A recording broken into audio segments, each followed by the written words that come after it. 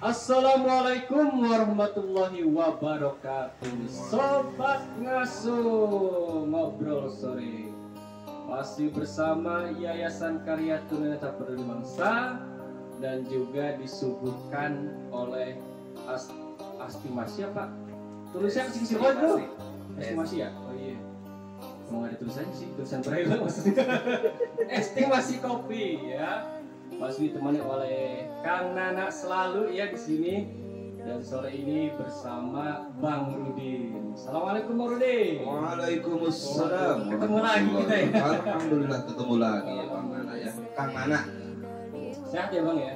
Insyaallah mudah-mudahan. Udah subscribe belum? Subscribe belum? Kayaknya udah belum ya? Udah ya? Perasaan sih sudah. Jangan Tapi yang lainnya nih belum Oh subscribe. iya, yang lain udah subscribe nih.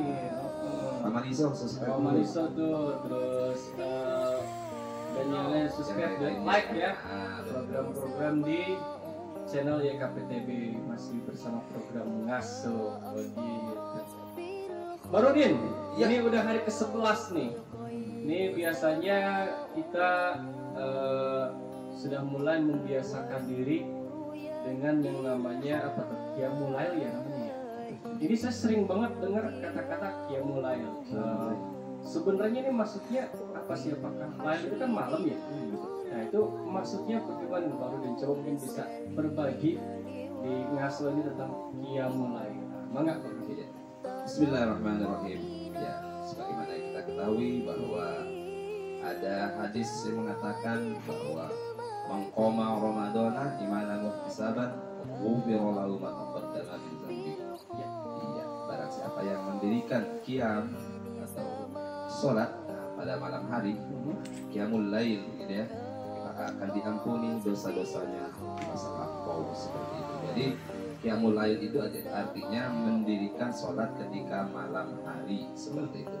Termasuk sebenarnya tarawih itu juga sebenarnya sudah termasuk qiyamul lail. Cuman bagian dari qiyamul lail. Ya, bagian dari qiyamul lail. Cuman ada yang membedakan bahwa ada yang menyatakan bahwa qiyamul lail itu sendiri diadakan ketika menjelang pertengahan malam seperti halnya mungkin kayak tahajud.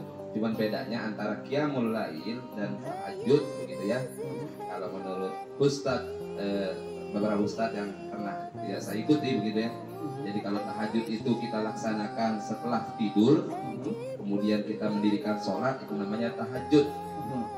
Tapi kalau qiyamul lail itu bisa sebelum kita tidur. Jadi seandainya kita bergadang begitu kan, dari dari jauh-jauh, pokoknya dari awal malam gitu ya sampai nanti mungkin sekitar jam 1-an kita mulai mendirikan sholat malam, itu namanya qiyamul lail.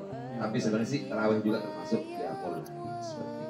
Nah, apakah Qiyamul Lail ini identik sama atau biasa diadakan hanya sekedar di bulan Ramadan, atau sebenarnya kalau kita yang Bang Rudi bilang tadi, kalau kita belum bisa tidur atau misalnya kita begadang dan kebetulan ada di tengah malam atau di malam hari, terus kita mendirikan sholat, itu juga bisa dikatakan Qiyamul Lail. Betul.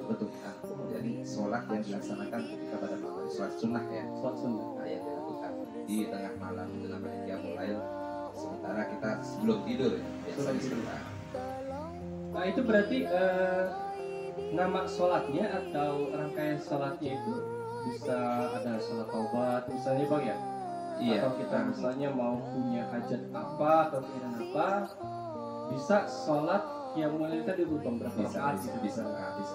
Jadi semua sholat sunat yang didirikan pada malam hari sebelum kita tidur pada intinya termasuk qiyamul lail, karena sholat yang dilakukan pada malam hari, sholat sunat. Itu kalau secara faidah atau manfaat, ada ininya nggak sih Bang? Ada manfaatnya ya? Semua sholat pasti ada manfaatnya ya Bang ya? Iya. Tapi misalnya secara khusus, apakah kita di situ bisa melakukan apa atau berdoa atau apa nih Bang faedahnya Bang? Jadi qiyamul lail itu sendiri dilaksanakan untuk tujuannya adalah mendekati diri. Bisa artinya kan misalnya kita punya hajat atau niat sesuatu, kita laksanakan di malam hari, karena di malam hari itu biasanya suasananya lebih sunyi dan sebagainya, secara otomatis untuk mencapai kehusuan itu lebih memungkinkan, lebih bisa seperti itu. Jadi untuk mendekatkan diri pada Allah lebih intinya lebih insya Allah lebih dekat gitu kan ya. Lebih mudah. Kayak lebih privasi gitu ya. Iya, benar.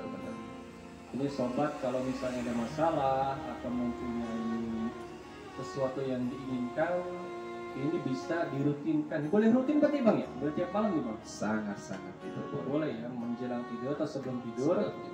Salat dulu 2 rakaat, baru ini nih Bang menarik.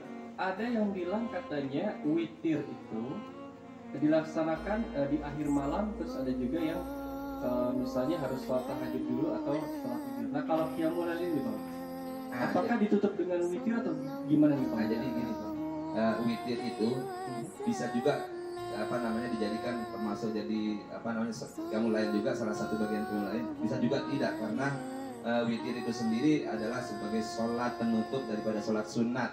Jadi maksudnya seandainya setelah isya itu kan, jadi seandainya kita nanti mungkin khawatir tidak bisa melaksanakan sholat witir di malam hari atau melampaui malam hari dengan tidak sholat sunat, kita dianjurkan setelah sholat isya ba'diyah itu boleh kita witir dulu, kemudian nanti kita tidur dulu. Nah, setelah bangun tidur kita mendirikan sholat tahajud atau qiyamul lail ya.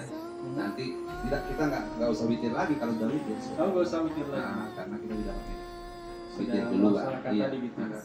Dan secara rangkaian sholat itu atau rangkaian ibadah itu bisa dikatakan sah ya Bang ya? Insya Allah sah.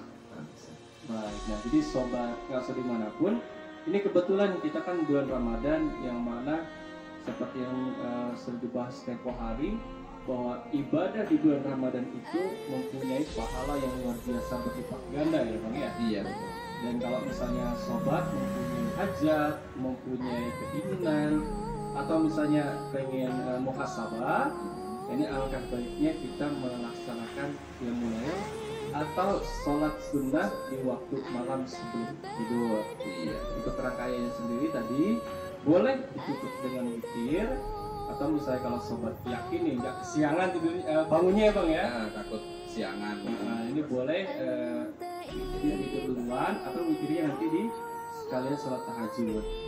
Baik Bang Rin, ini sepertinya semerbak kopi estimasi kecil. Wah, betul. Luar biasa ya.